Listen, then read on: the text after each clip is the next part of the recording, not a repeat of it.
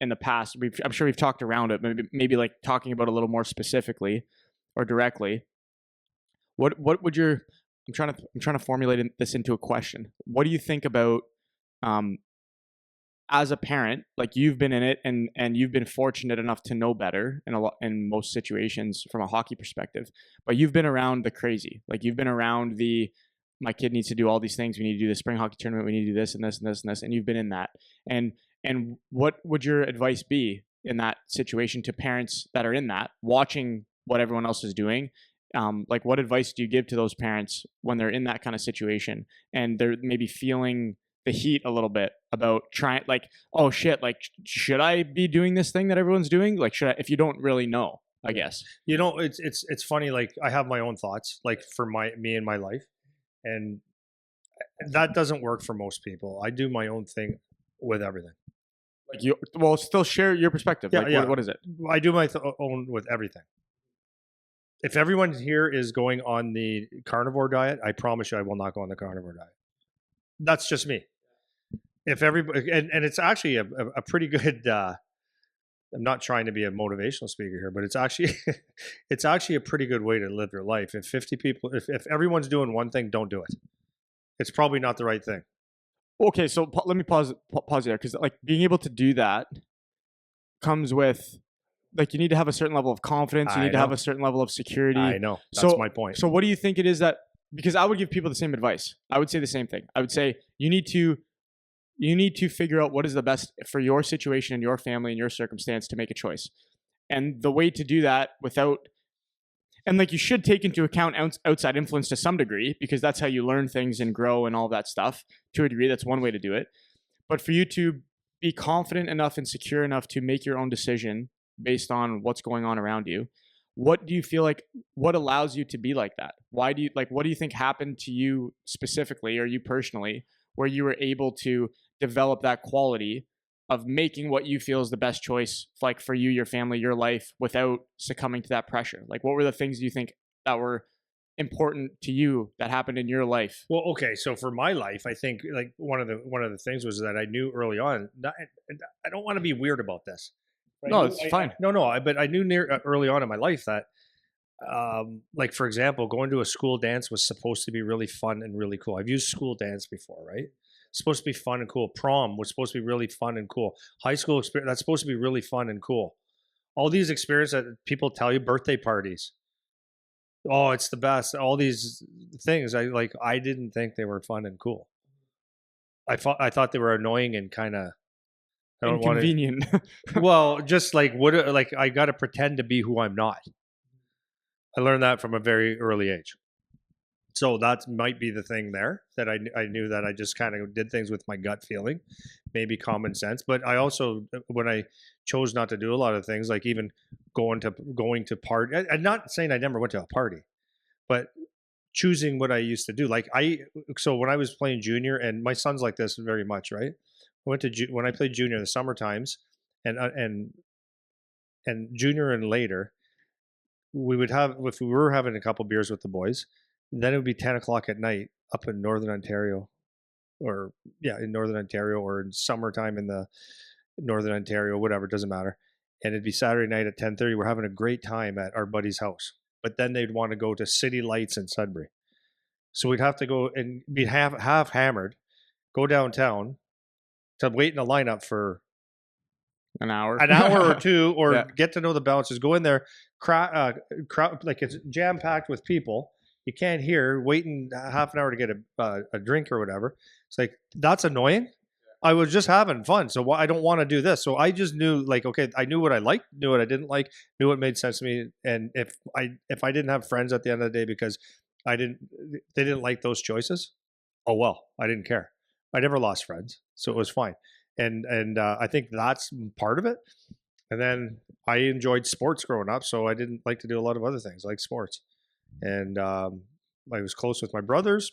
I don't know. I don't know exactly why, but okay. Well, I learned that, and then as I got a little bit older, so I'm not talking about youth, talking about in critical years when I needed to search, like, how am I, like, this decision alone is different. When I was kind of done hockey and I didn't know what I wanted to do, I was lost in my head and like, what do I do now? Because I put identity as a hockey player. So then I had to make decisions. And what did I do? I chose to search. Right. So in years where I should have could have been doing like all the fun stuff, I searched and I read and I read and I read and I read. And that might have put a thing in my head that I give you, I've read that actually. If you do what everybody else is doing, you're gonna get the exact same thing as everybody else. Like stuff like that, right? So maybe that added to it. So by the time I had kids, I wasn't fooled by,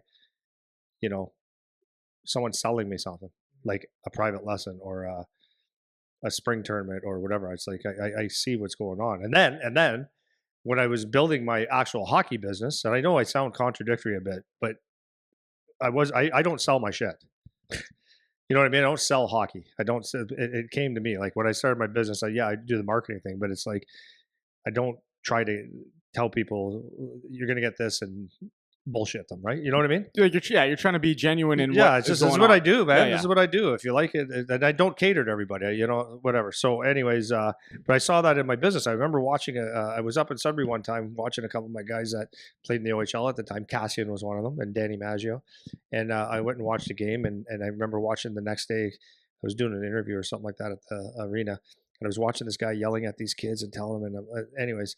I looked and I said, that guy's coaching and telling these kids how to play hockey, because I recognized him from he played house league, and this guy was like convicted on this is how you play hockey, like so much conviction. And I went, oh my god, okay, so this is what most minor hockey is.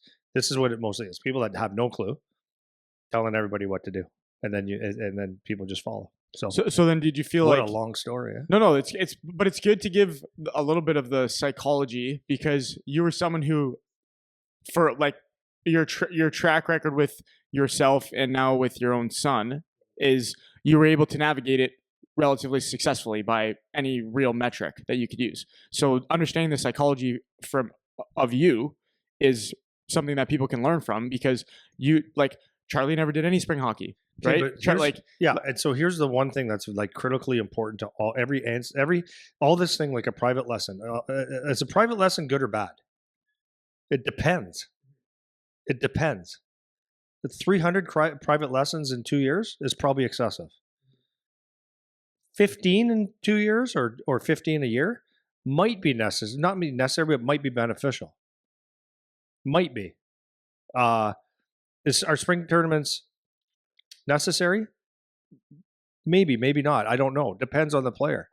So what I can say, the difference between to all these questions, the difference is, I'll use myself and my core friend group. We loved hockey and we loved sports. No one ever told us to go and practice. Like when you were a kid, you're saying? When I was a kid. Yeah. It was evident. That's all we did. And people could say, yeah, my son's the same way. It's like, we'll see. It's easy when you just say, here's a stick. Here's a net. I'm going to build you a thing in the back. I'm going to do this. And you give it all this stuff and they shoot pucks. Like, yeah, that's fine. But are they walking to a rink that takes 15 minutes or 10 minutes in the freezing cold? Are they willing to do that? Number one. Do they look at when they meet a hockey player or something like that? Do they want to be like that person? Do they just try to do sit-ups because they think it's cool, or go for a run, like stuff like that? So me and my friend group loved hockey.